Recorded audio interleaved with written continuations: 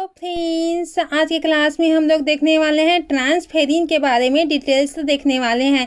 Bio inorganic का यह most MP question है जो कि हर बार एग्जाम में आ चुका है।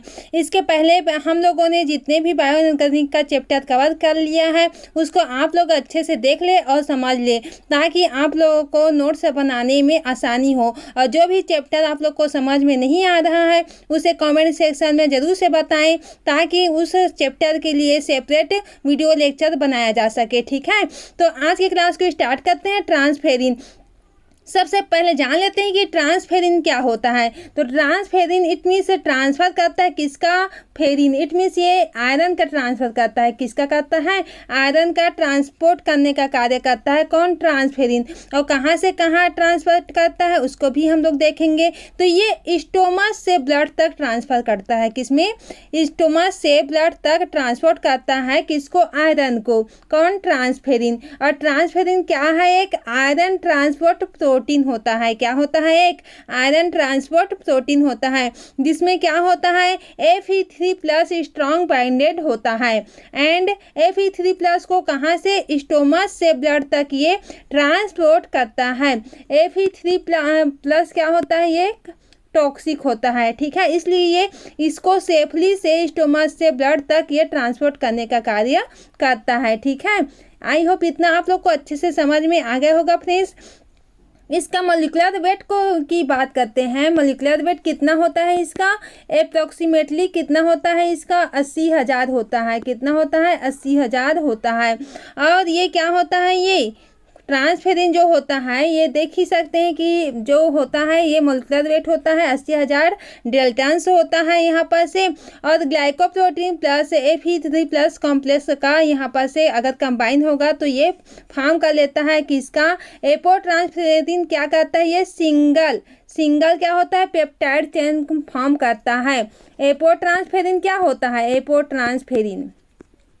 एपोट्रांसफेरिन क्या होता है उसको भी हम लोग देख लेते हैं। ठीक है, तो यह क्या होता है, ये क्या होता है, सिंगल पेप्टाइड चेन यहाँ पर प्रेजेंट होते हैं। क्या होते हैं, सिंगल पेप्टाइड चेन यहाँ पर से प्रेजेंट होते हैं।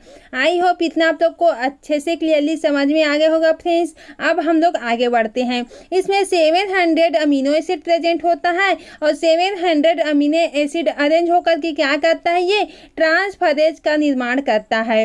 एक ट्रांसफेरिन मॉलिक्यूल जो होता है वो 2Fe2+ एटम को क्या करता है, कैरी करके रखता है। ट्रांसफेरिन जो होता है क्या होता है, ये bind with Fe3+ state not in Fe2+। तो ये क्या करता है, Fe3+ को बाइंड करके रखता है, ना कि Fe2+ को बाइंड करके नहीं रखता है। इसको आप लोग को अच्छे से याद करके रखना है। आयरन हाई होता है यहाँ पर से, बाइंडिंग कांस्टेंट जो होता है किसमें हाई होता है, Fe3+ में हाई होता है। ठीक है, तो इस प्रकार से आप लोग को अच्छे से याद करके रखना है। इसलिए ट्रांसफेरिन जो होता है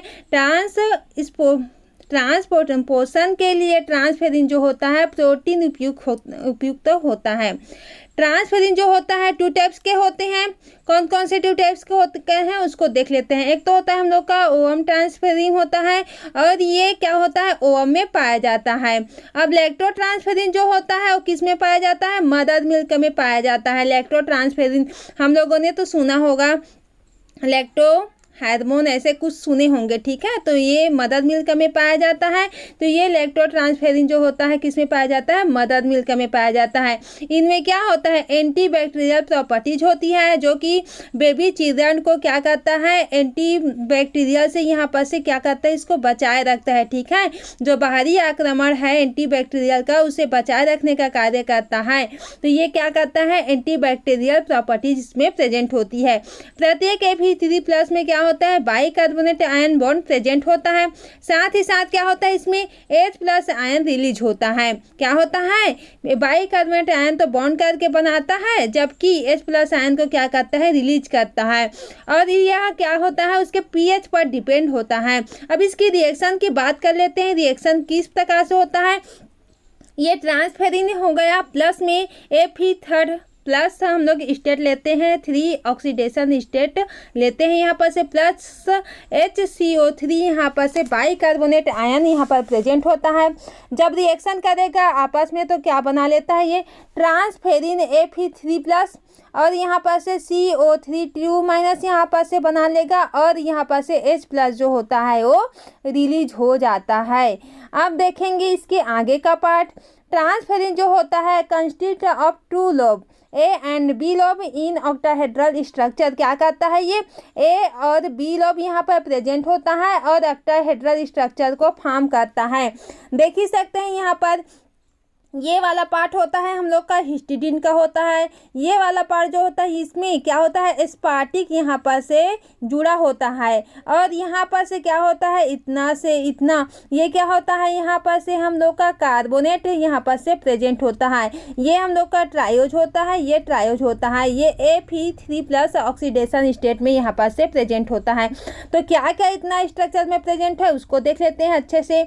इसमें 2 क्या होता है हम लोग का फेनोलेट मीन्स क्या होता है ट्रायोज प्रेजेंट होता है। एक क्या प्रेजेंट होता है हम लोग का कार्बोनेट आयन प्रेजेंट होता है, या तो हम लोग का एस्पार्टिक भी होता है, वो तो क्या है एक ही प्रेजेंट होता है। और एक हम लोग का क्या होता है हम लोग का इमाडोजल यहाँ पर हिस्टिडीन यहाँ पर प्रेजेंट होता है। तो इस प्रकार से हम लोग स्ट्रक्चर को भी अच्छे से समझ लिया है, ठीक है। अब आगे बढ़ते हैं। इसमें क्या होता है Fe3+ को लाता है इंटेस्टाइन से, ब्लड से, जहाँ पर क्या होता है यहाँ पर रेसिडुअल आयरन यहाँ पर रहता है, वहाँ से ला कर से क्या करता है ये लीवर में, स्प्लीन एंड बोन मेरो को क्या करता है सप्लाई कर देता है। लीवर और स्प्लीन में क्या होता है Fe3+ स्टोरेज रहता है इन फेरिटिन, जबकि बोन मेरो में क्या होता है इसमें Fe3+ इसमें क्या होता है कन्वर्ट किया जाता है।